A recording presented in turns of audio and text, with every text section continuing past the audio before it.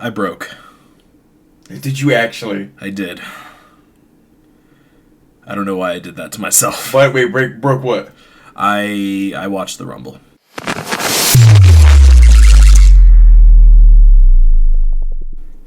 So did I. That's why I didn't want you to say anything about it. Oh my god, you're adorable. I watched the Rumble, and I regret my decision. I enjoyed everything else that happened in the room when it was on TV. That's the nicest thing I think I could say. WWE has finally done something I never thought they could do. Yeah. I hate Brock Lesnar. I cannot believe he is on TV. I can't believe he's in the commercials. He's like... I can't believe it. I just can't believe it. I'm just flabbergasted. Well, I don't want to talk about it at length, but I'm not gonna not follow up. What specifically? That he was there. Oh, okay. Just that he was there. I did. The fact that is still an ongoing investigation. Yeah, like how we talked at length. I know, but I don't know. What. Like, I hate Brock Lesnar from the Rumble for him no-selling for Ilya Dragunov. Now, I'm not... I know nothing about him. But what I saw, I was like, oh, that's kind of cool. But it's Brock. That's the shtick that I go with, that I'm here for. But I hate that he is who he is and he's there. Yeah. I hate this company. Yeah. And it just got to me. Your whole stance is just like, yeah, but it's the Rumble. And it's like, it is the Rumble. It is the Rumble, yeah. And I was sitting there and I was like, I don't know who wins. Like, sometimes you can call it the year of. Famously, I almost called Jey Uso and then I changed my pick at the last minute and then he ended up winning. And, like, sometimes you can call it. Yep. You can just go, this person's winning the Rumble. And sometimes it builds excitement, sometimes it doesn't. 2018, 2019, we knew. We called it. Everyone knew. But fuck it, it was a choice everyone loved, so we had a good time. And I saw people saying, this person's going to win the Rumble. These two people are going to be your Rumble winners. And I was like, the one was Liv Morgan, and it was like, sure. I didn't like it, but yeah. It would have been... I don't like it just because I don't like her. Not that I think it's a bad decision. Yeah, I was just like, I would love someone more surprising, but like she held the roster on her shoulders when Rhea was injured. She was in the thing. She hasn't re-entered the title picture upon coming back immediately. Like, it's not a terrible thing. It is weird that all of her moments are in Saudi Arabia. I never considered that until Michael Cole said it on commentary, that she won the world title in Saudi Arabia, she won the first Crown Jewel Championship in Saudi Arabia, and now she won the Rumble in Saudi Arabia. Maybe all of her skin being covered gives her powers, which is weird given how she acts, but that's not... I might cut that. That's a... Yeah, that was bad. But yeah, and it's just like, well, it doesn't cost me anything extra to watch it. Women's Rumble was fine, except for the fact that there was like 5 people. You thought it was fine? Yeah. I don't know. Despite the fact that there was 5 people in attendance. Right.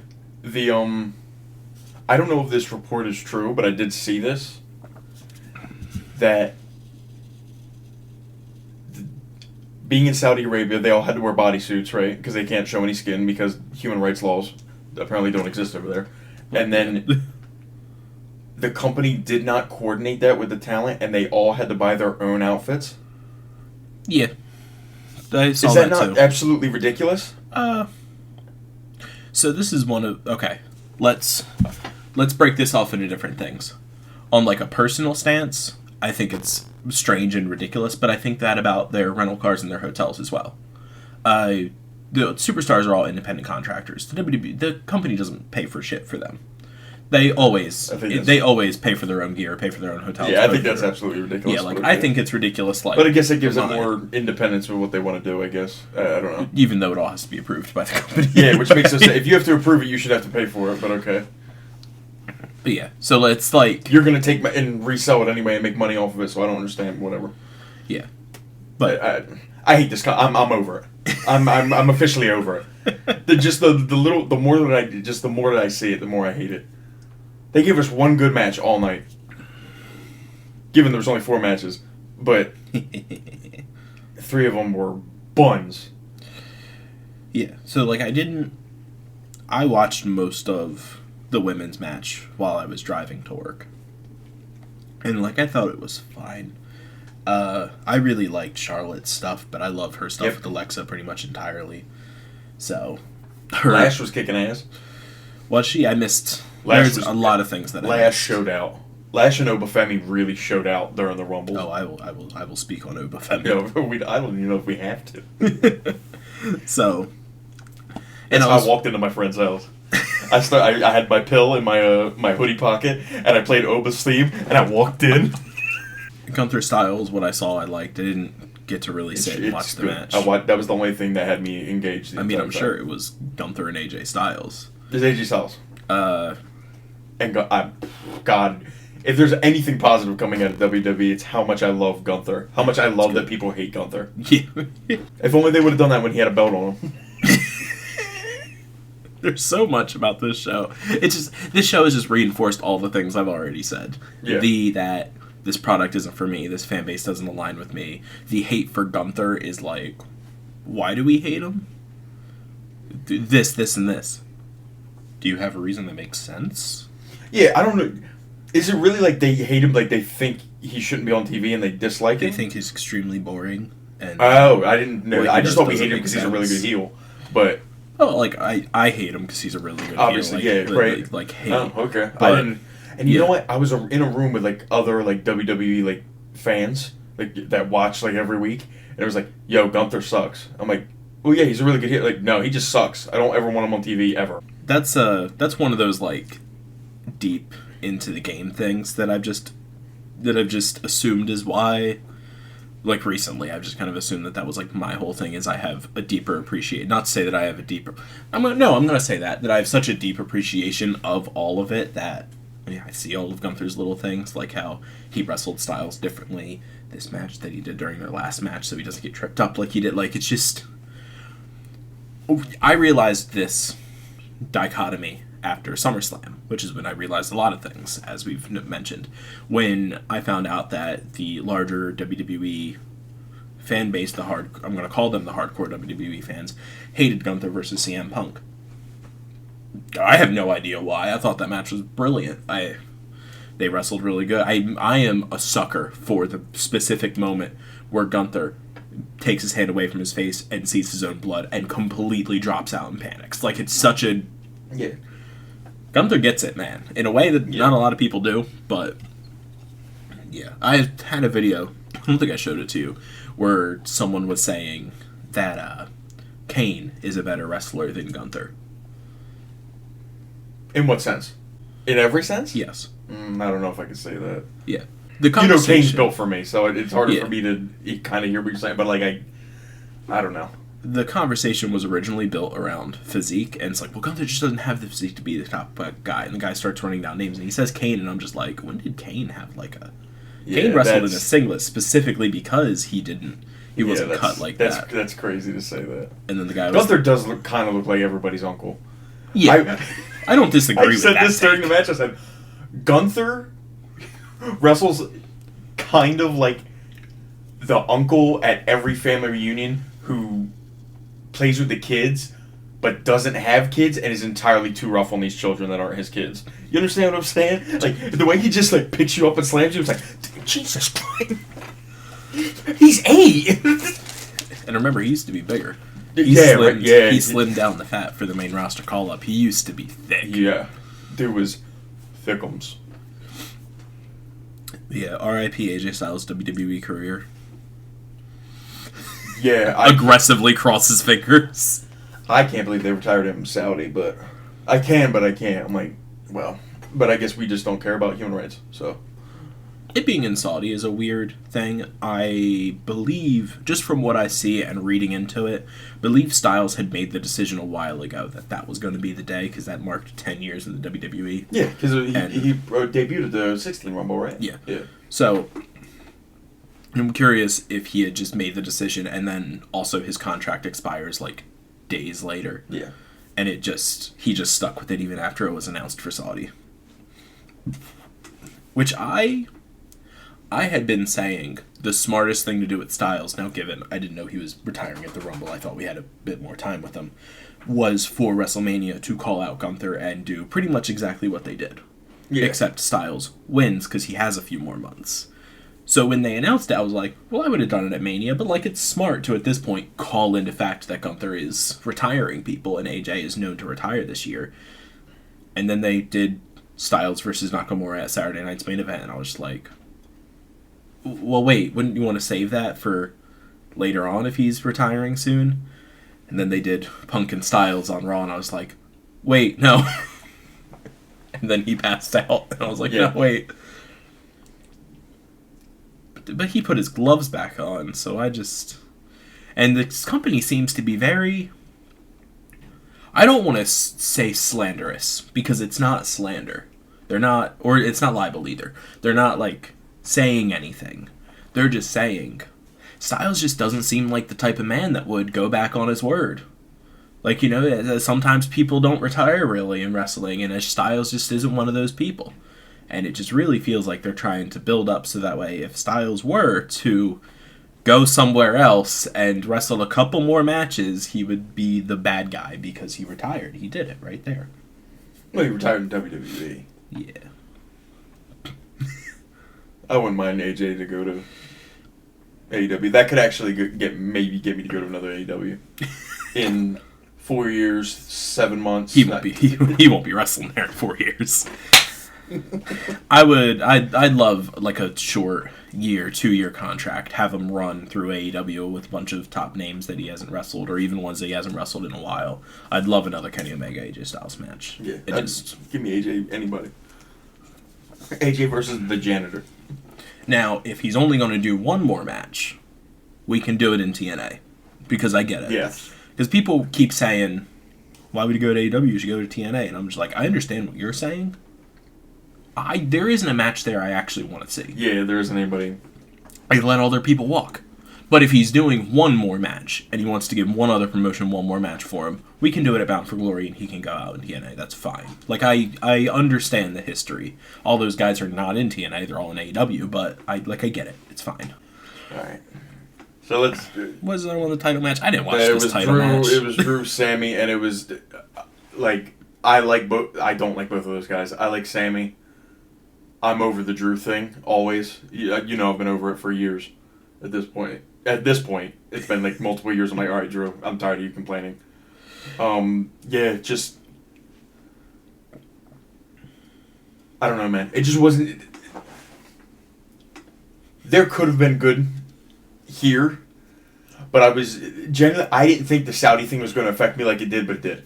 It really made me upset. And I don't know if it's just the first time I've noticed that a crowd sucked, but all I've seen after the thing is done is that everyone's like, this was the worst crowd of all time.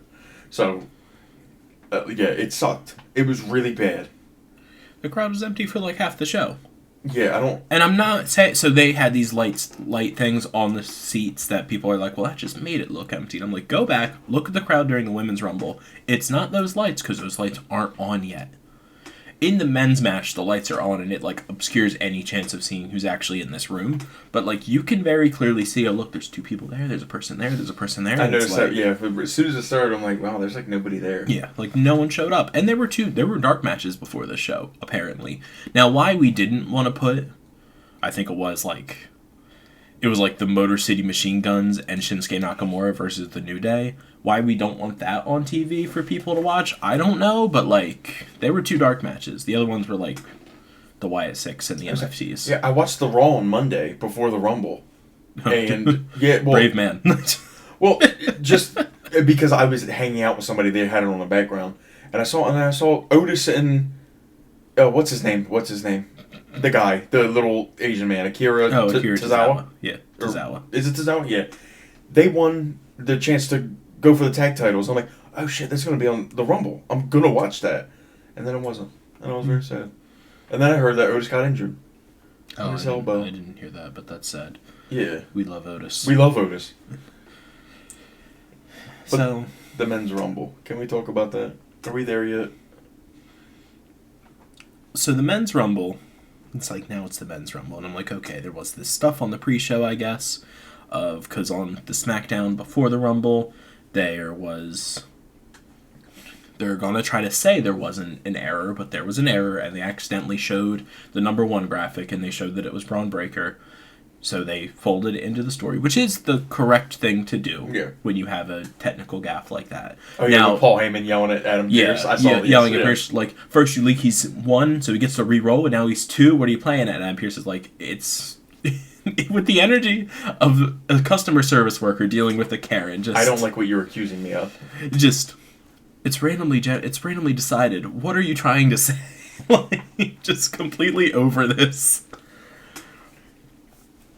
So, we know that Breakker is going to be number 2. And then Oba comes out number 1. And it injected hype into my veins. It was like, okay, Oba and Breakker, like, that's a really nice way to set off the Rumble. Now, WWE says I'm not allowed to have nice things. So, Breakker gets attacked by a masked man. Well, it can't be Austin Theory. Why can't it? Because the guy has a blonde beard. Is it blonde? I thought it was brown. Yeah. It can't be. So who has a blonde beard? I know 2 guys that do. Who? One of them is in the Vision, and one of them is his brother. Logan or Jake Paul. I would assume Jake Paul's jaw is still wired shut, but like, thanks. But like, I don't. You thought it was Logan? Yeah, I didn't think he was tall enough to be Logan. He didn't look big enough to be Logan. I didn't look too much into it there. Just the one photo that people are sharing. I thought it was Finn. But I don't know. Who cares? Who cares? I don't care. We don't care about this. We're not going to pay attention. Who cares? Move on. Braun gets attacked. Oba kills him. And then who comes out 3? Okay, I'm not going to hold you. I do not remember who comes out 3 to 6. I just know that Oba fucking kills all of them. He kills everybody. He just throws everybody out of the ring. And I was like, oh, we're letting him do the Brock thing where he just starts killing people? I love this. And then Damien comes out and he can't eliminate Damien because Damien's the fucking GOAT. I like Damien, but like it would have been nice. Like I think I only like it as a Damien fan because I am so worried Damien is like getting close to that point where he's just going to be fodder, and I don't want that to be. I want Damien to be relevant because I still think he's a very, very good wrestler. I love watching Damian Priest. I like Damian Priest. He's good. Now, I will say, I think that is a head booking decision that Damian Priest can't get eliminated by the new guy, and not Damian Priest going, no, I don't want to be eliminated by the new guy. I think Damian bump for him and fly, and then take the easy day in the Rumble. So Oba tears through some people. More people come out. Man, I like wrestling, and WWE fans don't like wrestling. What do you mean La Parka's not a big surprise? La Parka was sick. Why are we not hyped for La Parka? How are we not hyped for Mr. Iguana? Well, yeah.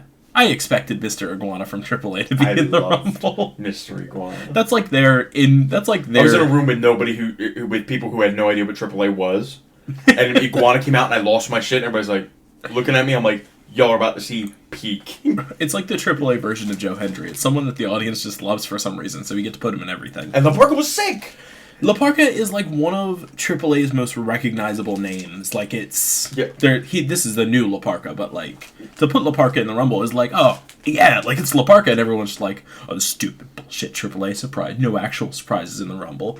You got fucking La Parka. What do you mean? Cool. And then Powerhouse Hobbs, what's his name now? Royce Keys. Don't disrespect that I'm not disrespecting the name. I just had to remember. I was ready to disrespect the name, and then I saw the reason. I'm like, okay, well it's a son and his mom, right? Yeah, it's his son's first name and his mom's maiden name. It's like, okay, well that's at least nice. I still don't think it's as cool as Powerhouse Hobbs, but I can respect the new name. Yeah. You and I both know I love Powerhouse Hobbs. Yeah. I love the man now known as Royce Keys. Didn't do much. Did enough. All he had to do was show up. I know. Do not put him on the same roster as Oba. Why you don't wait? You want that? Because one of them doesn't make it if that happens. Yeah, probably. You don't think Oba is like an inch away from the call up? This is the Oba call up. Oh, okay. Yeah, this is the Oba call up. So like that's the thing as to where we don't know where Royce Keys is going. We know Oba's going to Raw or SmackDown. So it's like you cannot put them on the same roster. They're just going to put Hobbs in the Oba spot. That's what they see. That's what Triple H sees. He'll go up, and then I'll put him right there. That's how Paul Levesque saw that. Yeah. I fucking hate Triple H. I don't even remember what else happened in this match. I just know that the ending made me upset. That's how it went. So I don't understand why people are upset about Brock getting eliminated in Jay's entrance. Because you don't see it. I don't give a shit. It's Brock Lesnar. Fuck him. I know. Like, exactly. I am so bewildered that people do not have that mindset. It is crazy to me. Because the people that have that mindset aren't watching WWE anymore. I don't know. So, I hate this shit. My assumption was that Breakker was going to win. And then this stuff happened at the beginning, and I was like, I don't know who wins this match now. And I, stupidly, again, this is on me, stupidly was like, well, LA Knight's the obvious choice. Are we actually going to do LA Knight? It'd be a little bit surprising because his momentum shifted, but like it'd be a great moment. That's my fault. No, that's on me. They're never going to give it to LA Knight. Yeah, that's on me. So we're coming down to number 30, and I'm texting Hannah, and I was like, these are the 7 people in the ring. I don't know who wins this match, and I think all of them make me upset. I was just about to say, there was a point where I looked, it's like at the end, it might be exactly when you're talking, I'm like, I think I hate all of these choices. And then I look, and then I see Roman running back, I'm like, okay, I think I hate all but one of these choices. And then... Randy was out there. I don't hate Randy. Randy could win every Rumble ever, and I would love it. If he hadn't already won a second one, I'd be a bit more for another Randy win. But it's because it would be number 3. And I want him to get 3. That's what I want. And then Gunther comes out number 30, and I was like, oh, well, that's going to be who wins then. We're going to give it to Gunther this year, because Gunther's been like the MVP of the Rumble the past couple of years. I thought that would be so fun. And I'm like, I don't think I love it, but I can accept it. Like, it's not a bad choice. And then he just fucking does it. But I was fine with how it came down to the final 2, and I'm like, I don't know how I did this, but either one of these choices I think I'm just happy to okay with. I was like, as long as it wasn't Logan, and it wasn't everybody in there. I hated everybody in there, but... Oh, I definitely didn't want fucking Logan. I was like, please, for the love of God, not Jay again. I don't need this run back. Don't need a third Cody. Yeah. He's one of the few where I think his 2 Rumble wins worked for the story they were telling, but like I don't need a third. It's Cody Rhodes. And that's how I feel about Roman Reigns. It's Roman Reigns. Yeah. Why? And like again, why? What matches could we possibly do? Because I'd see 3 options. He faces CM Punk, he faces Drew McIntyre, or Cody gets his title back and he faces Cody again. I don't give a shit about any of those options. Maybe if we didn't involve... I don't think Roman's going to win it back. I don't care, dude. I'm not interested in him having those matches. I don't know. I love the Tribal Chief. I like Roman, but like Roman Cody 3, I don't care. That's not going to happen, I don't think. Roman and Drew again, I cared if you had done it last year like you should have. Roman and Punk, if you had done Roman and Drew last year like you should have, then this would be fresh. But you had to put Roman in your other storyline last year, so we've done all the Roman and Punk stuff. I don't know what else there is to do. There's no connection besides their history and Paul Heyman, and we did both of those. That's it. Yeah. There's nothing interesting here. And again, I forgot that was last year, wasn't it? Yeah, and again, it's Roman Reigns. So it's like, what is your other world title match going to be? Now, it's probably just going to be Cody and Drew. There's a potential that they're going to put Jacob in it, because that was the rumor, which if you are, why you just don't have Jacob win the Rumble, and then Roman point at Punk and say, fuck you, I'm Roman Reigns, we're doing it at Mania? Yeah, I get it. I don't know. Oh, wait, I'm sorry. We have to have the winner of the Elimination Chamber challenge for a title at Mania. Even though it's the easiest thing to work around to say Elimination Chamber's in Chicago, why don't we have Punk defend his belt so he can win the titled match with his world title in his city? It just seems like it would work, but they're not going to do that. They already said that they're not. Because we have to have the Elimination Chamber be for the other world title matches now. Which I don't hate as a thing, but also, title match Elimination Chambers are bangers. Like, I don't understand why it's always this now. But I don't give a shit about this product. We're fine. Yeah, no, I don't care either. I don't like Roman Reigns as the winner. I don't like Roman winning a second Rumble. Of the options given to me, I didn't want anybody else. So sure, out of the options, I would rather take the Logan Paul. I'd rather take the Roman Reigns second win over Logan Paul. I guess Gunther would have been the only other one that I was for. I was ready, but that's just because I love Gunther. I was ready to accept the Gunther win. Gunther wins. Okay, fine. We've rehabilitated him enough that I could see him getting a world but then title. you just give him a belt and he wouldn't do anything again. So I'll say this. For as bad as it was, it did feel like NXT showing that they are better.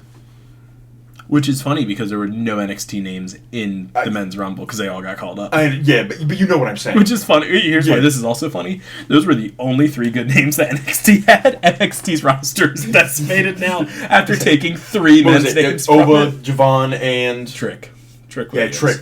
Trick did not do a lot. I was not very happy with that. That was probably the only one where I'm like, okay. Oh, yeah. He was just kind of there. He did something. He came out, and I remember him it being a big deal, and he did, like... one thing. Oh, we didn't talk about this spot. This was the one spot I liked. Oh yeah, the El Grande face-off was like one of the only things that I was like, if Chad Gable is ready to come back, this is mandatory. Now, I would have had Chad Gable come out later in the night as Chad Gable, but just for the pop. Oh, and I think that's why Matt Cardona was in the Rumble. The Otis thing that I said, I think that was supposed to be Otis' spot. Oh, and that's why Cardona came out. It don't matter. It was one of the ones that Oba killed, and Matt Cardona. Yeah, I think that might have been. Was that 3? It might have been. I don't remember. I don't remember the ones that Oba killed. But no one does. Matt Cardona's signed now. He's on SmackDown, I think. Exactly. Just the shrugs, like, all right. Yeah, doing nothing. So, I feel vilified. This was the chance. Not to say, like, WWE cares about me specifically, because obviously they don't. But this was the chance. This was the curiosity, because this is how it always goes. I'm tired of this company. I walk away, and then the curiosity gets me to come back. Yeah, and it was the Rumble. So it was like the perfect storm of, like, this is how Zach ends up back here. And then it just... Thank God that it didn't. Was like a wet fart. And I didn't want to talk about it anymore. After I watched that, I'm like, I pray to God he, 1, didn't watch it, or 2, watched it and fucking hated it. Yeah, well, it was 2. Because I was not ready to talk about this horrible shit again. I watched it and fucking hated it. Anyway, at Grand Slam Australia, AEW has Tony Storm and Orange Cassidy versus Wheeler Yuta and Marina Shafir, where whoever gets pinned is getting their head shaved. So that'll be fun. Because you know it's going to be Wheeler with his fucking long-ass bullshit. Huh. I have something else to talk about. Fuck WWE. Fuck Brock Lesnar. That too. Fuck Triple H, you bald fraud. But I do have good news. Okay.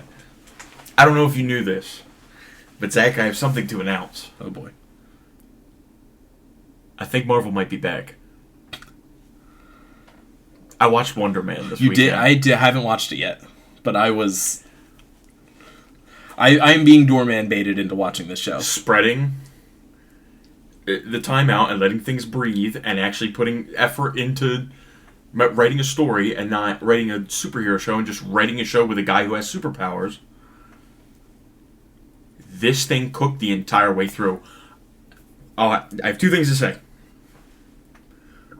I am pretty sure that this show is really good. I watched it with my girlfriend, who knows nothing about like Marvel or the MCU or anything, and we finished that show last night. She looked me dead in my eyes, like, that was really, really good. So, I'm not being Marvel biased. I'm not sure if it's really, really good or if Ben Kingsley, if Trevor Slattery and Wonder Man carry the show, because they are amazing. It's so good. There's nothing... I genuinely don't have anything bad to say about it. The only critique I had the whole time where I was like, this kind of doesn't make sense, there's an episode in black and white that I don't understand why they made it in black and white. It was fine, but it was like, this kind of feels like... like, it was in black and white, they opened it in black and white, and then it ends, and the last, 2 minutes is in color. And I'm like... Or the last minute is in color. I'm like, why was the rest of that episode in black and white?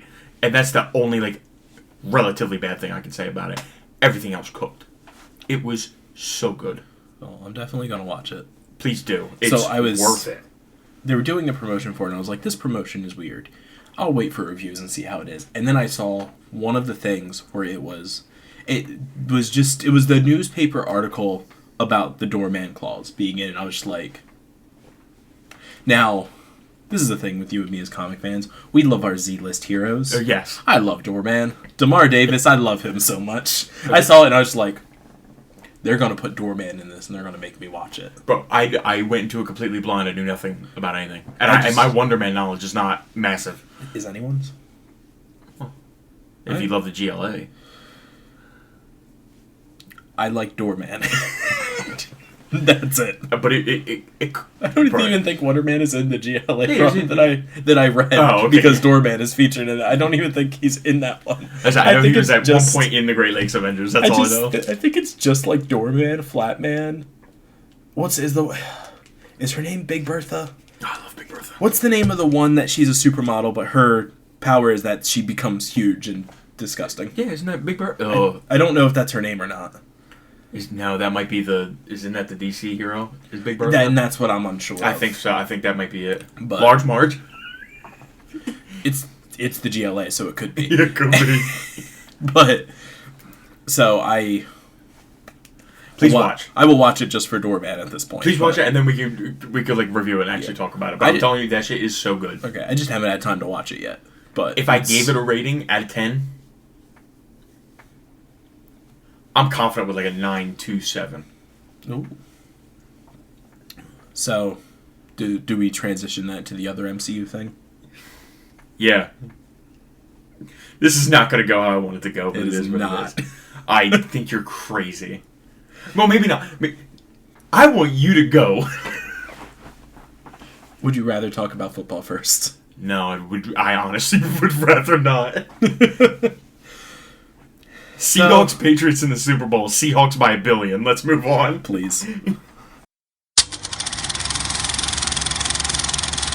So, first of all, I did not watch it by the original deadline, which would have been last Monday.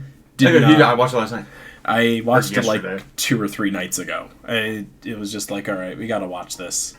And I'm going into it, and I don't want to say I'm dreading it, because I don't think that's correct. I'm just like, Tanner likes this movie, and I know what Tanner likes. So there's some things in this movie, like, I've accepted, like, the story of this movie is going to be bad, because it has to be. But, like, it's Hulk and it's Tanner. There's no way Tanner just likes this movie because it's a Hulk movie. There has to be, like, a little redeeming thing in here. Maybe a good Hulk rampage. Maybe, like, a cool, like... There's something. There's got to be something. Tanner, why the fuck do you like this movie? I forgot how much I hated the opening. I didn't remember how much it opened like that. I'm like, oh my god, this sucks. I was like, what? I was like... And in my head, I'm like... Do they understand the Hulk is not Spider-Man, right? Like... People really don't know how the Hulk got his powers. Why are we doing this in a cutaway that is really vague and isn't even nearly comic book accurate? Like, what are we doing? I think it's vague. Okay, I will say this. It's comic book accurate to the Ultimate version. Yeah, but who cares? I know. Like, I prefer the Gamma Bomb, too. But, like, it's... And I think it's also made specifically to tease Steve Rogers coming in a few movies. But... I agree with you, I dislike the opening. I think it is intentionally vague because a lot of the stuff that's revealed later is supposed to be surprises. It's supposed to be a surprise that it was a government contract. Yeah. It's supposed to be a surprise that General Ross is Betty's dad. I don't know how when he has Ross on his chest and it zooms in on the Ross part of her name. Elizabeth Ross, yeah. So, now, okay, I'll give this movie a positive before I really get into it. A long time ago in a galaxy far, far away, you told me that you think you prefer Edward Norton's Bruce Banner, and I think I agree with you. Thank you. I had accepted Mark Ruffalo's Bruce Banner, and even after reading Hulk comics, just kind of accepted it as how it is. I didn't realize they, at some point, had and could get someone to look as much like comic book Bruce Banner as they did. Yeah. So, like, I will... Now, I don't know if he really acts like Bruce Banner at times. Yeah, no, but... The one that like really sticks with me is when they're in the cab and then they get out and he's like and it's like I can see the embryo of Marvel humor and he's like I have a lot of good techniques for you to handle, and she's like zip it and he's like oh, I'm like oh god, that's bad. So that was like the one time it really took me out. I'm like, that wasn't great. So, I'm not going to read the entire synopsis like we did with Iron Man. I will probably try to do that in a different movie, but I just don't want to do this for this one. We understand it's not a great movie. I'm going to pull it up so I can... Jog your memory? Yeah, so I can go through and do the scenes in order. Can I say the one I would hope you would agree with me is a universal good thing about this movie. Ooh, good might be a stretch, but when Tim Roth is on screen, it's good. Tim Roth as Blonsky, not Abomination. We're not going to talk about that yet. But when he is just the soldier Blonsky, I think he does a really good job. He's cool. He's cool and entertaining. Yeah. Which, and some parts of this movie, that doesn't happen. Stearns is fun when he's there. He's very animated. Okay, that's the opening I'm not worried about. Okay, the Rio stuff. Here's a fun fact for it. How did you watch this movie? On a television. Did you use Disney Plus? Yes. Did you have captions for any of the stuff in Rio? No, I watched it during the day so I could listen to everything. Okay. Why? Because I didn't have captions, I didn't know what was going on majority of the time. I can, like, kind of read into what's going on, but, like, I don't know what they were saying. What do you mean? What the people were saying, because they were all speaking Portuguese, because they're in Rio de Janeiro, Brazil. Oh, well, mine had what they were saying. Yeah, mine didn't. Oh, I don't know what you did then. Because I never put on any subtitles. Yeah. I did. Eventually, I got some later, after the first Hulk out. They popped up, but, like, before, no idea. Now, Disney's also weird with their captions anyway. Especially for a movie that wasn't theirs. Oh, yeah. So, I'm sure there's some there. But, and I knew some of this stuff. I knew about the irradiated blood in the soda. Yes. That I knew about. And I was like, and I'm watching and I was like, and I'm waiting, and I want Hannah, because Hannah's watching it with me, and I want her to say something. Because I think this is the stupidest shit in the world. Oh, yeah, it's dumb. So it's, and fine, but I was like, whatever. I knew that this wasn't going to be a hidden A+ movie. Yeah. So, whatever. I'm taking some of it as we get it. And the government finds him because of it. We're going it. We all end up in the thing. He's there with also the 3 locals that are trying to kill him because he's Bruce Banner. Yeah. Not because he's Bruce Banner, but because he's Bruce Banner. Yeah. And then the army is there, and I was just like, oh, okay, like, this is kind of a cool set piece. Bottling soda factory, Hulk rampage. This is set up to be really cool. Why don't I get to see the Hulk do anything? In that opening scene, yeah. I think I don't know. It's this is where this movie I think really suffers, because it doesn't really make much sense in the fact that they give you the opening in the way that they do, almost like assuming you know what the Hulk is, but then try to Godzilla 2016 it, where we know you know who this is, but we're going to keep it behind the thing. It's like, no. We are here for the Hulk. Yeah. Give me the Hulk. This is perfectly fine. I don't know. After he kicks the guy all the way through the break room and out onto the wall, the main Brazilian guy that was chasing him, all right, now you can just show it to it. If you want him to do that from the shadows, I get it. Let him out. The military's already here.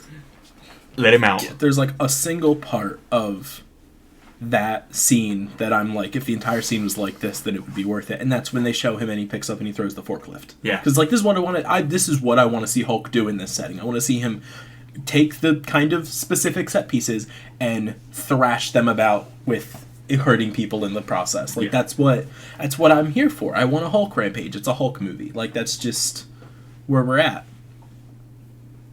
And then he wakes up in Guatemala. Mm-hmm. I think that's what it was. I think there was no Portuguese subtitles for me, but there were Spanish ones, because when they were in Guatemala, it starts popping up. Yeah. I'm like, okay, cool. He makes his way back home. I don't even know what happens storyline-wise between Guatemala and the college. This Blonsky gets his first enhancements, right? And he gets his first little cryo, whatever they call it. Yeah, his first couple of shots, and he starts being able to do things. Okay, let me take this segmented stuff off. I did not know that Phil Dunphy was in this movie.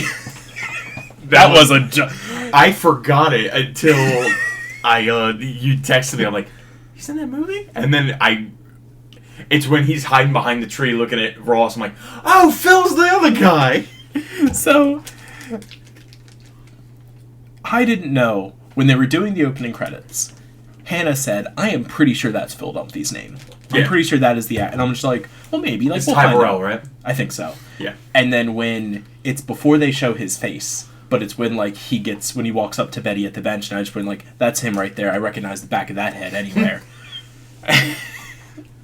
And I was like, is this before? That's so funny. My girlfriend did the same thing. I was like, it's Phil Dunphy. Is this before Modern Family, or is it like right at the beginning? It's like right before. Like it is like Modern Family debuts the same year that this came out, and it was just fun. She saw Ty Burrell's name. She was like, I think that's Phil Dunphy. I'm like, oh. I will say, I like Edward Norton's Bruce. I said this already. I liked his stuff with the pizza shop guy. Yeah. I thought that was really cute. And then him and Betty reuniting in the rain and just being like, Betty, you should probably call Phil and let him know that it might not work out because it seems like you want this cucumber.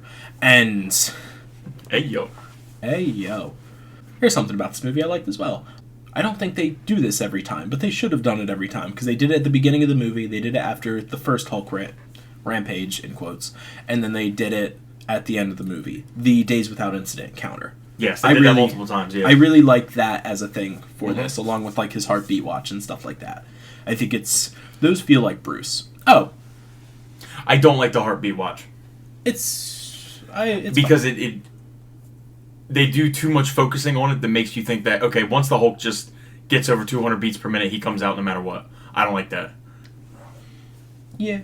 But that's it. That. Yeah, and I think that's maybe a Hulk fan thing for me, more than that's a bad part of the movie because it's not. I don't really think it is. But to me, I'm like, don't shut up. Yeah, I think that just comes to. This is the beginning of him being Hulk. He doesn't quite have a handle on it yet. Not that we see him get a handle on it in this movie, although it's implied at the end that's what that is. He's always angry. And then we know by Avengers that he does. That's like the big reveal in Avengers is he has control, which is like... We'll talk about that movie later. Oh, what a banger. So... This made me want to watch Avengers so bad. You know how bad I fought? Like, I just want to skip ahead. Because then I saw what we have next. I'm like, oh, fuck. Oh, I'm glad. I thought you were going to tell me how this was good. What, no, this? This is the best of the next three that we have. I disagree. I know, we'll fight about it, but... So, we're at the college now. They do Betty and Bruce do their stuff. The army finds him at the college. Now. The first part of this, I think, is really good. Them gassing him in the sky bridge and him turning, jumping out, and then roaring. Yes, and it's a proper... This is the technical first full look at the Hulk. And I like that. I think that was very good. Why couldn't he just be rampaging through the college? Why do we have to go to a clearing to do nothing? We didn't really do nothing, but I get what you're saying. He does... Because it's also, he doesn't... They're trying... What they want to portray is that he still has some kind of control. And then he still knows a little bit. And he's still there a little bit. That wouldn't make any sense if he then goes and rampages through that school and hurts a bunch of people. Given, I know he hurt those Brazilian guys, but they were trying to hurt him. It's true. They were. But I get what you're saying. I would love more Hulk destruction in the movie.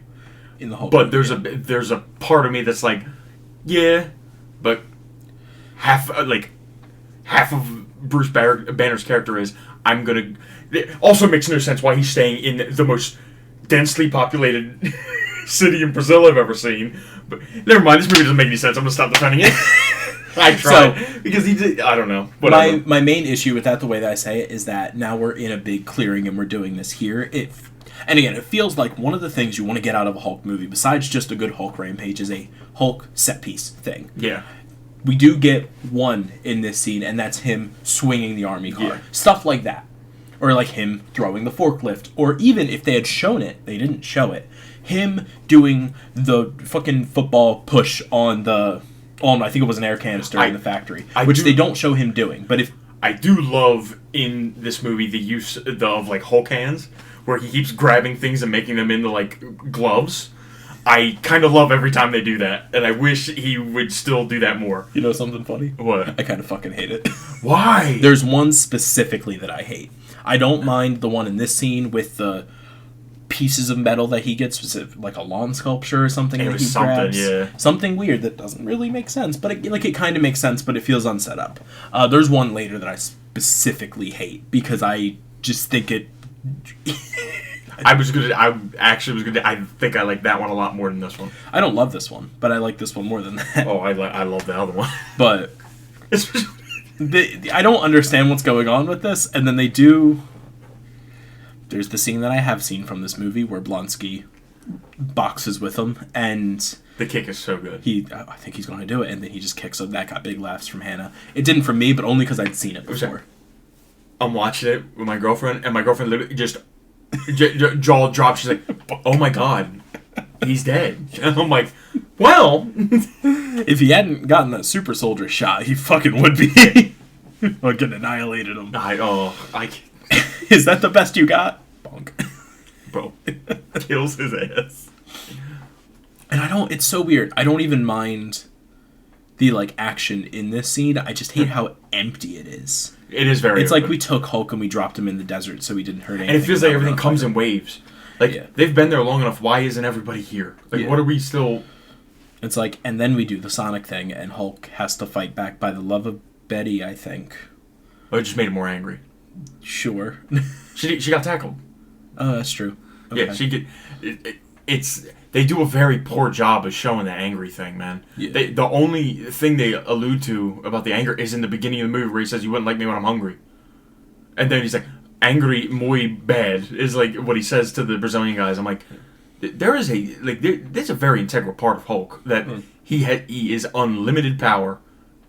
And it all just depends on how angry he is. Yeah. The more angry he gets, the better he is. Why is that not?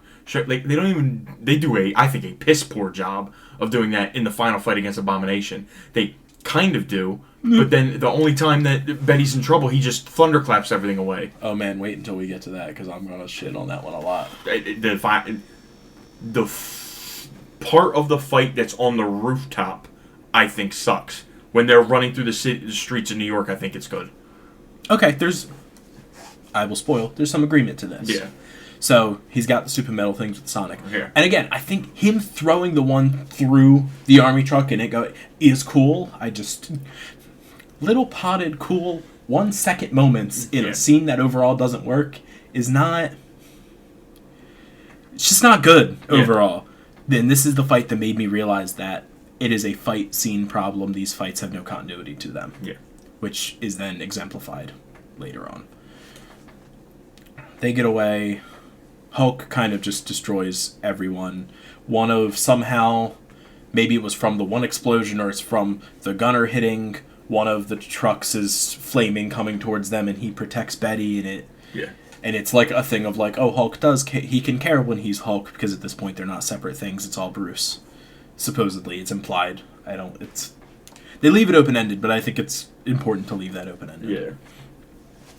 Car crushes through him. She's unconscious but safe, and then they go off. And it is this next scene where I'm reminded that this movie came out in 2009. Now, I want to be clear. The state of CGI in this movie does not affect its score for me because it's from 2008, 2009. But I think... I also don't think it looks that bad. For majority of the movie, it does not look bad. Yeah. The specific scene of them in the cave where it's raining with the rocks, I at one point looked and I was like, I can't tell if the Hulk is not as green as it should be or if these rocks are unnaturally green. I was gonna say that later. I was like, how do you feel about the color of the Hulk not being that green? There is like 2 or 3 moments where he's very green and I'm like, why does he not look like this the entire movie? Yeah, like, and tell me if you disagree. In the bottling thing in Rio, he looks like Grey Hulk. I genuinely was like, oh my god, is he gray? But obviously he's green, but... Yeah, he is gray. Very gray. As bad as the other Incredible Hulk movie is, I do really like the extremely green Hulk in that movie. And I wish we would kind of keep... I wish that would have been here. But he's more like... He's like almost like honey mustard. Like, he's not green. It's pretty... The coloring of the Hulk is pretty bad here. Speaking of the coloring of the Hulk,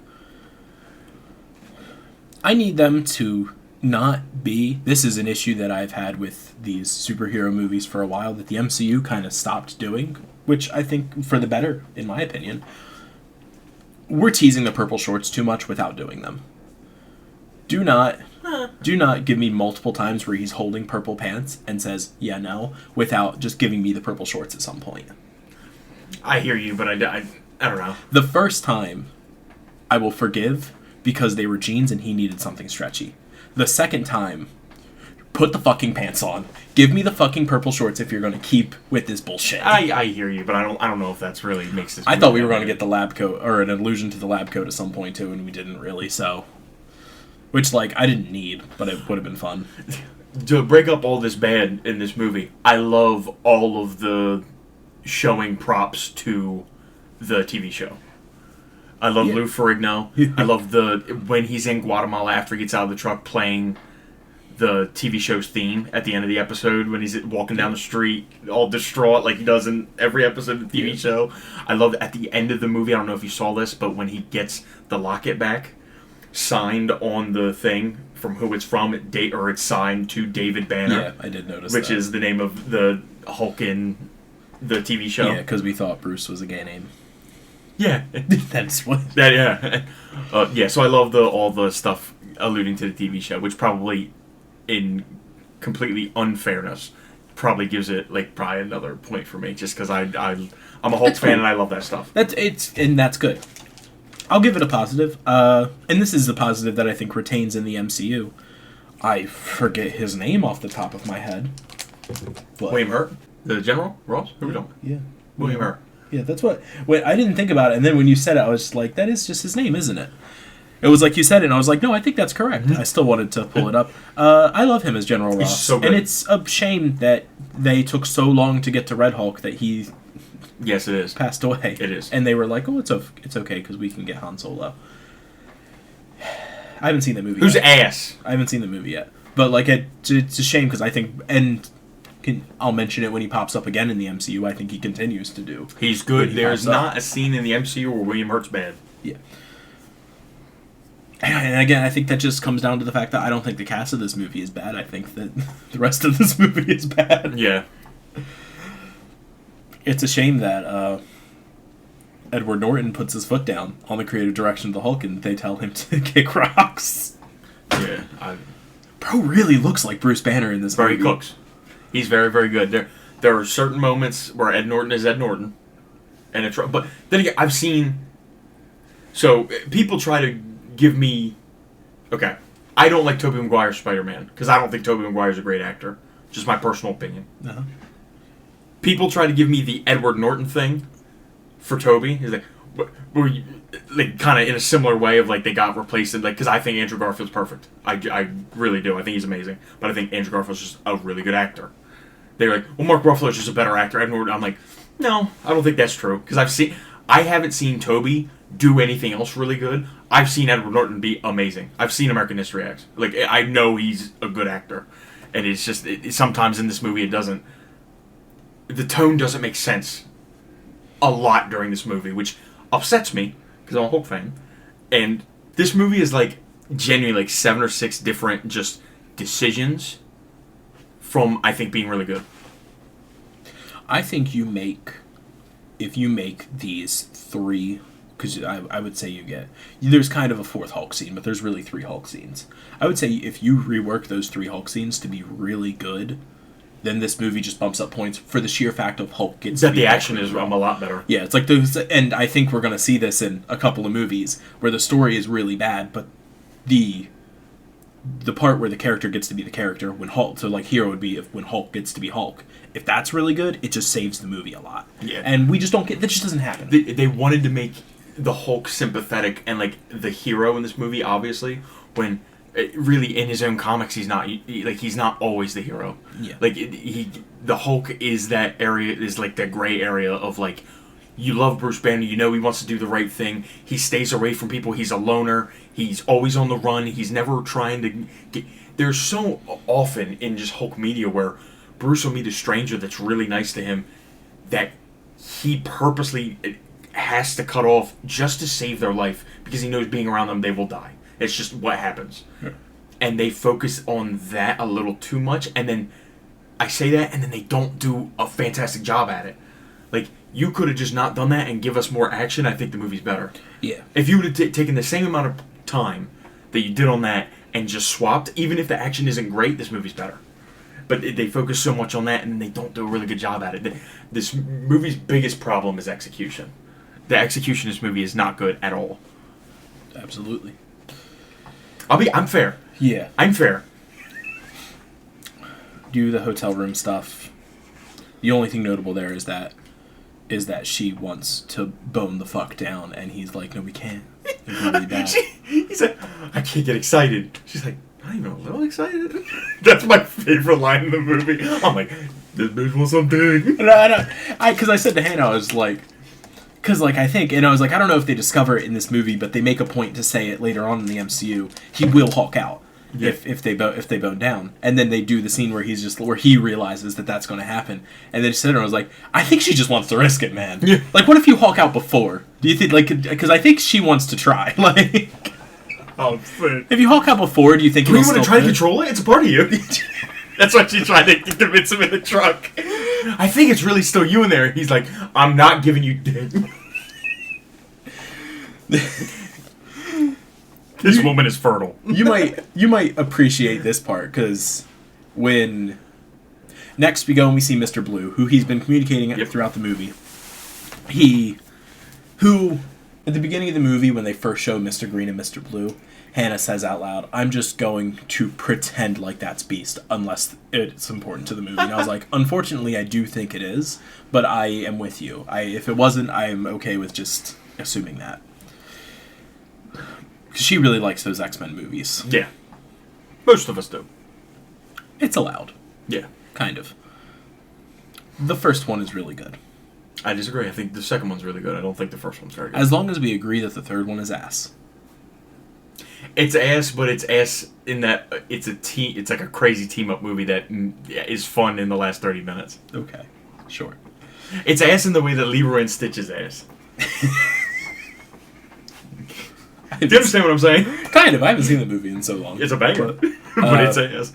Getting back on track. Sorry. I love how that's how you know when the movie is bad, when we just keep tangenting because we want to talk about something good. So. And then we talked about X-Men Last Stand. This movie's better than X-Men Last Stand. Oh, yeah, probably. Yes, sir! So, we go and we see Stearns, and this is not a point against this movie, because the MCU at large does this, and science fiction movies at large do this. When he walks into the room, there's the wall of blood that he somehow synthesized from the one sample, and he just gives some bullshit explanation, and Hannah just goes, how does he get that much blood from one sample? I'm like, don't think about it. There isn't a good explanation. Yeah. I forgot that happened. And I was like, oh shit.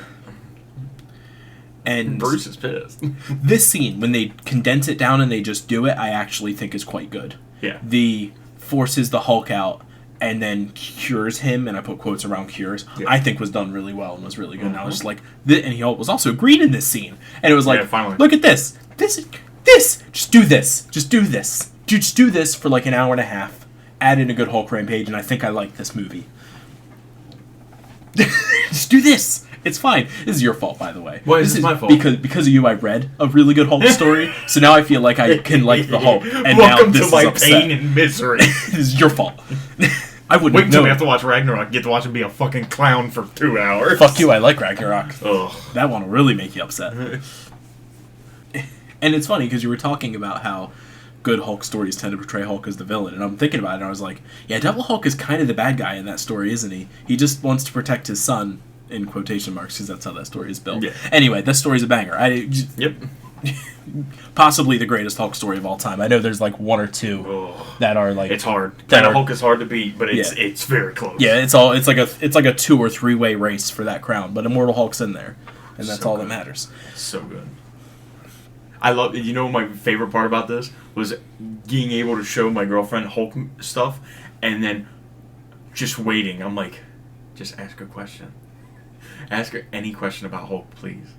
And then she finally does, and I'm like, well, actually, and then I get to explain all the good Hulk stuff, and she's like, that's actually really interesting. I said, yes, I can't wait to show you everything that's good. And then I can't show her anything. You can. Isn't the one Animated Planet Hulk movie good? Yes. The Animated Planet Hulk movie is very good.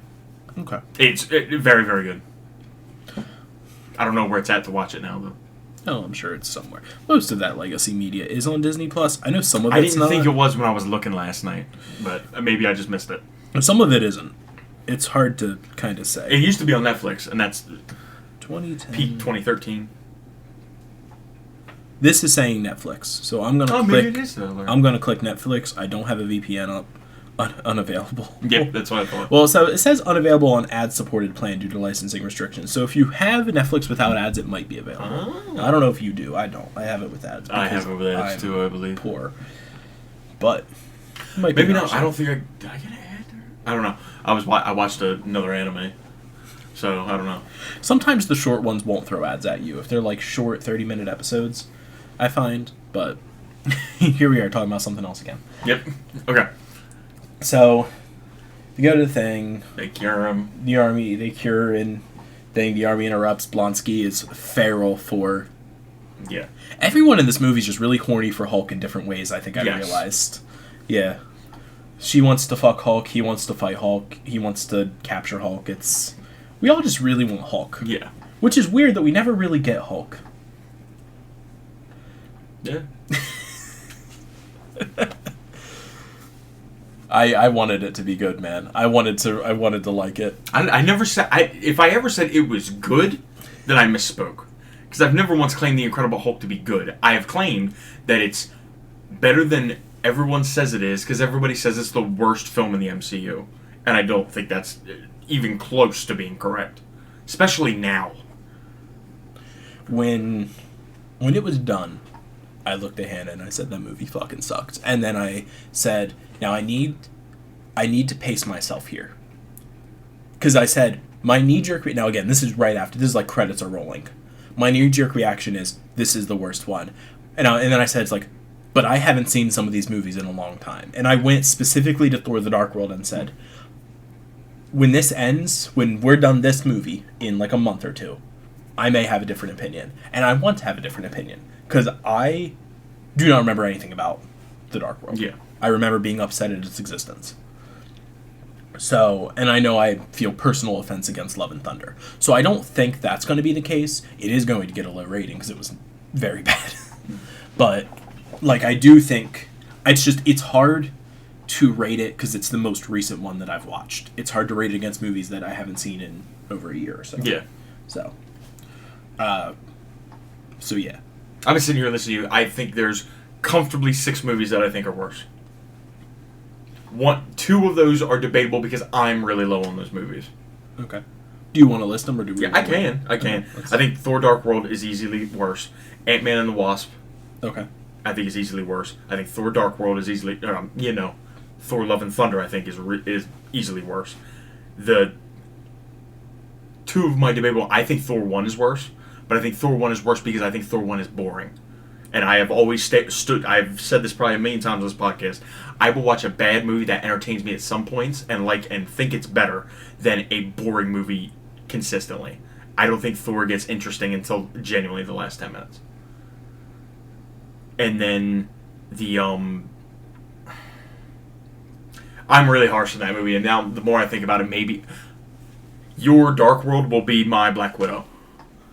When I rewatch Black Widow, I will see if I think it's worse. I want to be clear about something. I don't think I come out of Dark World thinking that it's a better movie. I think it's going to be bad regardless. The question is if it's worse than this. I agree with your first 3 pretty wholeheartedly. Okay, yeah. The Dark World... Well, no, I don't think Black Widow is ever going to be good, but I don't know if I think it will be better than this movie. The Dark World, Love and Thunder, and Ant-Man and the Wasp are very easily might end up under this movie. Yeah. We'll see when it gets watched. It's so funny because I got to the Dark One and I said, I'm dreading this one. And it's like, and then I told her, and I don't know if I dread another one until Love and Thunder. And I started flipping through the timeline. I got to Ant-Man and the Wasp and I was like, I just forgot that this movie existed. Yeah, that movie's Which bad. is, and then I was just like, is it really that bad? And then I'm reminded of one of the reasons why I hate it. And I was like, oh, it is just that bad actually. Yeah. So, well, that's a while away, but that one's going to be rough. Yeah, so, I really don't like Black Widow. I don't. It just didn't make much sense to me, and maybe I'll like it more because I won't be like, this makes no sense for this to be coming out now. I will, and again, everything might change after it's watched. I think Black Widow is going to be higher than Incredible Hulk for me for the reason that you said. I don't think that that's you crazy. said about the first Thor, which was just that if I can find some enjoyment in this movie, it's going to be better than a movie I find no enjoyment in. And I found very little enjoyment in Incredible Hulk. And I know that there are 2 characters that I love that are in that movie. Yeah. So, again, we'll see when we get there. So, I'm trying to think. Like, if I'm forgetting something that I really don't like. I'll say that, and I know you disagree. I love this movie. I like this movie a lot more than I like Fantastic Four.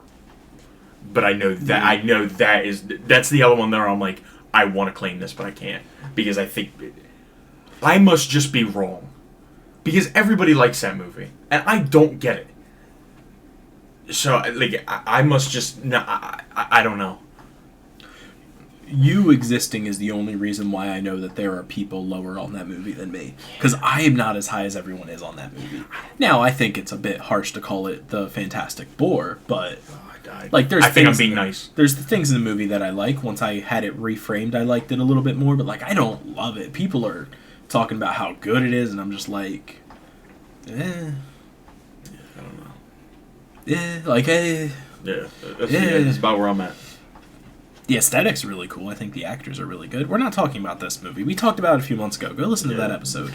It's just like this episode. We whinge about wrestling, and then we talk about Fantastic Four. It's exactly the same. Yeah. They fight. Do they even fight? Let I don't them think fight. No, because he punches out Banner, and Banner doesn't change. So they take Banner. Yeah. They take Banner and put him in a plane or in a helicopter, and they fly away. And they fly away, and. What the fuck is Abomination's name? Emil Blonsky? Blonsky threatens Stearns, turn me into him. Can you do it? And Stearns looks at him and just like, well, I don't know what's in you. Combining them, it could be an abomination. And I yelled, he said it! And my favorite thing is when Blonsky then picks him up, he's like, I didn't say I was unwilling. I just need, what is it, implied consent. And then you've given it. I was like, alright, he's cooking.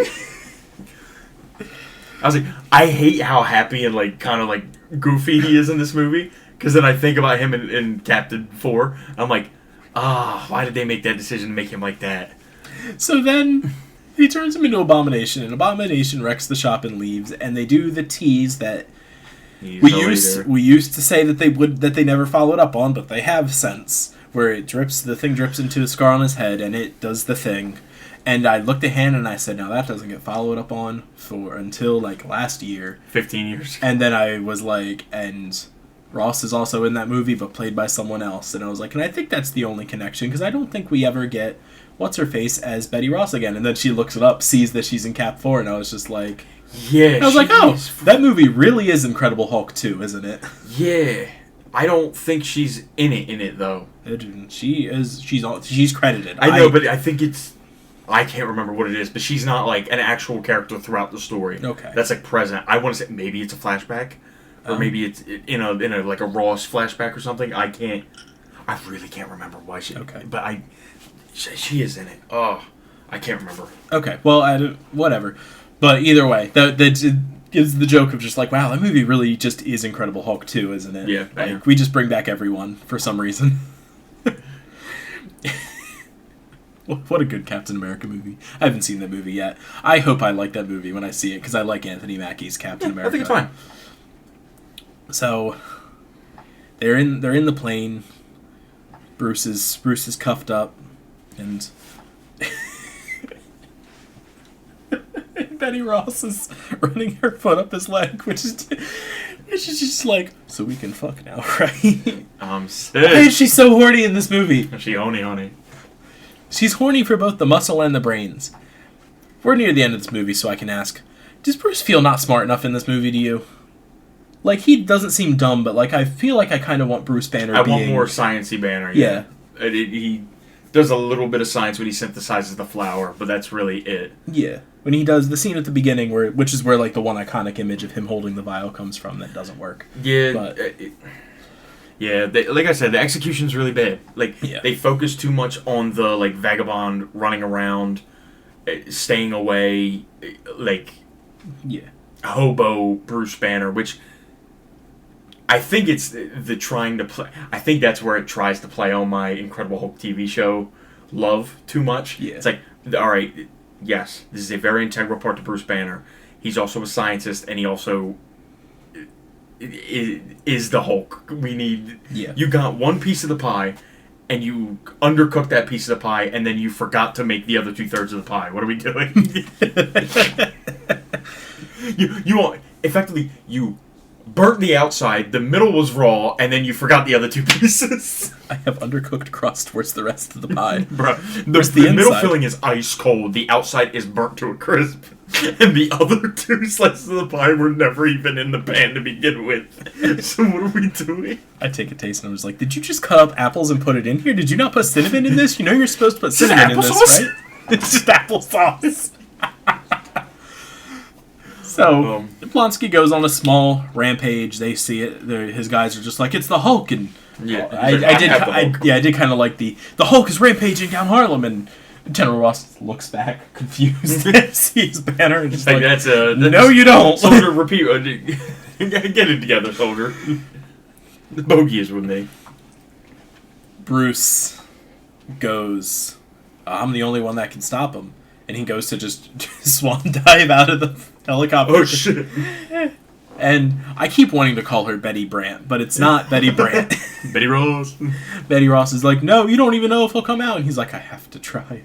It's like, maybe I can't control it, but I can direct it. This isn't that bad of a dialogue. This is a pretty solid little dialogue. And then he jumps out and he tries to summon the Hulk. It doesn't work. And he says, shit, craters. So they do that joke again a decade later. And everybody loved it. And everybody loved it. I thought about that when they did it, because I was watching this and I was like, then this is where he can't do it, and then it looks like he dies, right? And I was like, no, that happens in Ragnarok. They didn't do that twice. They did it twice. The difference is they didn't show the corpse this time. I think it's different enough that I can stand with it, but it is the same joke. Yeah. Because then he out and the Hulk. We get Hulk versus Abomination. And while I don't like him using the cop car as Hulk hands, I do, in general, think that the fight on the street is pretty good. It is pretty good. And I think it's just because I don't like the contrivedness of him breaking the cop car apart to use it as Hulk hands. I think if he comes across a cop car in half and uses it, I think I'd like it a bit more. Okay. And I think it's just because one of the iconic Hulk things is him throwing the car as well, and like just throw the car, throw the cars, please. Let's just have a car fight. Yeah. They just throw cars at each other. Hulk throws a car. Hulk throws a car. Abomination throws a car. Hulk catches it and puts it to the side. Abomination throws another one. They both throw a car and they crash in the air. Like, come on, let's just have fun, brother. I've seen too much of that. It's called Showa Godzilla. All they do is throw shit at each other. But I won't lie. The one part that actually really got me was Hulk has tackled Blonsky down. Abomination just kind of kicks him. He flies out and goes through a building. That's how you got Blonsky climbs up and then Ross shoots. And I was like, that was cool. I really liked that. You want to say anything else about the street fight? He said, don't shoot the green one. Cut the other one in half. I was like, God damn. And I'm just like, first of all, they're both green, but neither of them are green. Yeah, right. What give me good things about this street scene before I show I all won't, the rest because of I'm going to talk about how, before this movie started, I was like, you know what? After watching She-Hulk and seeing classic Abomination, maybe I won't hate this Abomination that much. That shit happened, I was like, nope, they were right. I was a guy who was like, it should have just looked like classic Abomination, but like the fish ears don't really make much sense. But I guess that just doesn't matter. Like, just do that. Like, same thing. He looked awful. I think he looks horrible. For just a regular CGI monster, yes, but when I know it's Abomination, I hate it. It sucks. So, yeah. We end up on the roof. The helicopter gets crashed by Abomination somehow. I don't remember how. Maybe he throws something at it. No, they were hanging on to the thing and he hit something and then they ended up on the roof. Okay. We're all on the roof. He's punching out Hulk. Hulk might go down. The gas can is leaking. It's gonna catch on fire and it's going to explode. And Hulk gets free. And the line hits. And it all engulfs in flames and he thunderclaps it away. That's not how that works. It can, though. For a gas fire. If it's an actual fire and not what should happen there, which I'm pretty sure would be an explosion, would it not? Not immediately. Technically it works, but technically it's Hollywood. There's a level of disbelief, but if it was if you hit, and maybe I'm wrong, but this is just because I have a family member that's a firefighter. Mm-hmm. if you feed it there is too much oxygen, can kill, or there's too much air going to a fire, you can kill fire. Yeah, but I don't. So it's but in that way, I don't think that works. Exactly. Yeah. I think if somehow the gas thing breaks and the site gets covered and then the fire hits and then he claps it away, I think that might work. But like it just, I was just like, that doesn't make sense. Just like that. And the fact that he does that and it only affects the flames and it doesn't kick the fire on the ground, doesn't like fly up at them and kill them. Yeah, that doesn't make much sense. And then I want to be very honest with you about something.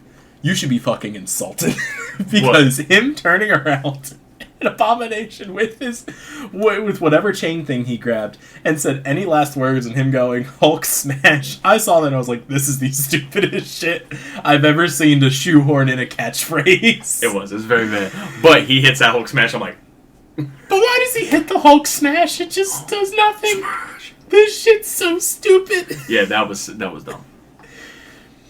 I don't now, and he's choking him out with the chain, and all the people are watching. I don't know why. That sucks. The whole chain thing sucks. So it's like, I don't hate the implication of he's gonna kill him, but everyone is watching, so he chooses not to. I don't think I like the setup or the execution, because one, I thought they were on a rooftop. How are people around them all of a sudden? I know, right? We're on a rooftop in Harlem. And I don't know if I like him do it being the choking with the chain. Abomination looks disgusting, but that might be the point when he starts to kind of shrivel up. Yeah. But he doesn't. I didn't like that either. Yeah. But actually, I'm fine with it because I don't know. I don't know what I'm fine with. This movie fucking sucks. Yeah. He tosses it and he leaps away and the movie ends. Yeah, they do the little... I thought these two scenes were mid-credits and post-credit scenes, but I guess we did the stylized credits at the beginning of the movie and neither are post-credit, so... But it's him in the shack where he's meditating and then he opens and it's green and the days without incident counts down to 0, but it kind of implies he has control. And then the best scene in the movie, which is General Ross at the bar and Tony Stark walks in. Which I, as a joke, want to say is the best scene in the movie, but I think it might actually just be the best scene in the movie. It's pretty good. If not that, him getting cured, in quotation marks. It's a really cool scene, yeah. In the movie. I wanted it to be a Rampage scene, but I don't think any of the Rampage scenes are good. If you could say that there's a Rampage scene. Yeah, there isn't. What a good Hulk movie. Yeah. They miss.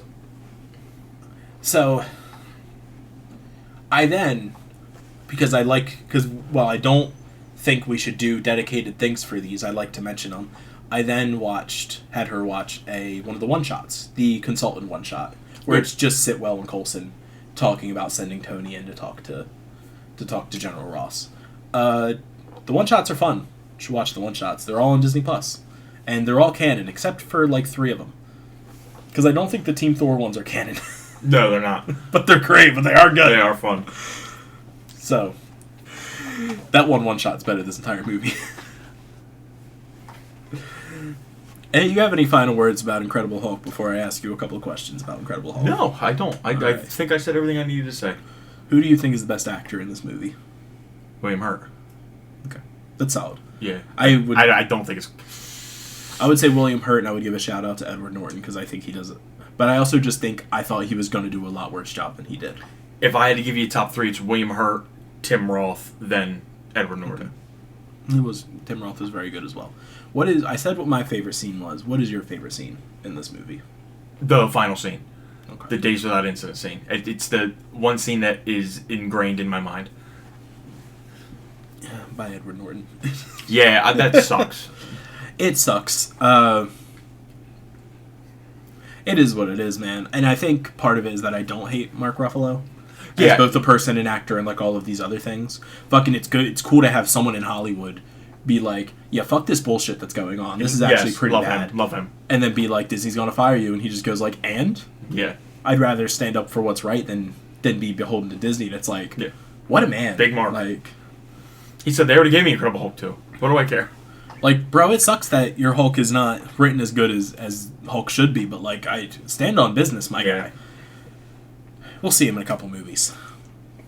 So, we will. He's in Avengers. Maybe. So that was... They bring Edward Norton back. So what is out of 10? What is your rating for the 6.6. Incredible Hulk? I gave it a 6.6. I think I'd give it a 5.6. I've been bouncing between 5.2 and 6.4, and I think I'm landing at 5.6. Because I think there are movies that are worse, and I do think that those movies that are worse, I assume sitting here, are going to be worse than 5.5. So I think it will work out. Yeah, I don't think this is a sub 5 movie, which is what I think most people would say. No, I think it just is a 5 movie. I'd say 5.6. I think it. I am very conscious to that. This probably is like a 5.5 movie, but it gives me the Incredible Hulk TV show that I like. That stuff, which just gives me nostalgia point. There's a lot of nostalgia stuff in this movie that probably makes it more enjoyable for me. Okay. So I can recognize that, but I like it. 6.6. I mean, these are personal ratings. It's allowed to be. This is a bad movie that I like. I feel that. 5.6. 5.5. Plus a point, I guess. Oh, I forgot to mention. Martin Starr is in this movie, briefly. Who's that? He's one of the teachers in the Spider-Man movies. Oh, yeah. He's the one who throws the pizza when he's in the computer lab. Yeah. Hannah goes, "Is that?" And I was like, "Yes." I leaned over to my girl. I was like, "He'll be relevant." Yeah, and it's retconned to be the same character, I believe. It is. In the novelization, he's a different character. That I'm glad he's not, because that character should probably be Asian. Oh, because it's Cho, right? Yeah, in the novelization, that's Amadeus Cho. Which is like, oh, that's a decision. But he's retconned to be the teacher because the years work out. So, and I'm okay with that. Yeah. It's fine. Better than a retcon we're going to have in the next movie that we watch. Da-da-da-da-da-da. So Iron Man 2 is next, correct? I got that right? I thought it was Thor. No, I think it's Iron Man 2. Is it Iron Man 2? I will look it up, but I think it's Iron Man 2. I'm talking about a retcon in Iron Man 2, to be completely honest with you. Oh, yeah, we're talking about Cheadle. Or no? No. That is a recast, which does also happen, but no, there's a retcon. The child is retconned to be Peter Parker. Oh, and they said that? I always thought that was a fan thing. It got stated. Okay. Yes, Iron Man 2 is next. 2010. Thor's 2011. Yeah. Here we go, Iron Man 2. I can wait. I think this is the first. I do not know how I'm going to come out of this movie. I would argue that I think I like Incredible Hulk more than this movie, but I could be wrong. I could be misremembering. Also, this movie automatically loses a point. Elon Musk is in this movie. That's fair. You make it. That's a point loss. So this is a 7.5. Incredible Hulk is officially better. I don't know if I'm going to knock off a whole point, but I will take it into consideration because that should be a negative. A half point, probably. If this is a 7, Incredible Hulk's better. We'll see. I haven't watched that movie in a long time, and I remember liking it when I first watched it, but I also think I stand by that, like, the one-liners and, like, Justin Hammer in this movie are really good. Justin Hammer is so good in that movie. But I realized that there's also a whole nother actual villain in this movie. Bird. You bird. Give me bird. Give me bird or give and me I death. think he makes an arc reactor out of a literal box of scraps. I don't know. We'll get to it. That's next. It might not be that bad. It might not be. Don Cheadle's in the movie. Don Cheadle's in the movie, and I remember his jokes being good. He's good. All right. The ex-wife, the rooftop. I remember them being good. So we're gonna. The fight between him and Tony is good. Yeah. That movie might actually be good. The kill zone. There may be horror. I think it's the most egregious Black Widow scenes are in this movie. Sure. With the jump cuts, I think. And the jump cuts. I thought you meant sexualization. And then that too. Okay. That's where I was going. Doesn't Happy nearly crash a car because he's trying to see her naked? I think so. Okay. Maybe this movie's not good. Well, we're gonna find out. I think we're in for a mediocre movie. How's your Iron Man 3 knowledge? I watched it. You remember when Happy goes in the hospital? I remember that happens. We don't need to talk about this. I will give you brief Iron Man 3. I watched it once, didn't like it immediately. Then, later, learned some things and had some artistic choices, and my tastes change. And now I have learned a couple of things, and I think I'm going to like that movie more than I did initially, but I don't remember. That movie grew on me. The first time I watched it, I was like, ugh. The second time I was like, I think... Is this movie peak? I think the Mandarin twist is going to play better with me. And I think just in general, treating it more like... Because a lot of the creative team is different for Iron Man 3 than the other Iron Mans, I think treating it as a Shane Black movie is going to also just... It's going to do better with me in general. I think also knowing that Trevor Slattery went on to be not just a one-time stupid character, I think really helps the movie. Yeah, so... But we'll get to that. That's the first movie in Phase 2, so we're coming up on that one pretty quickly. It'll be like, what, a month? But next is Iron Man 2. And then Thor, and then Captain America, and then the Avengers? Yep, you're correct. There's a couple one-shots in there that I'll talk about. I need to look up. Damn! Actually, I like the one-shots. No. They're fun. I refuse to watch them. They're fun. It's more Coulson. I'll watch them.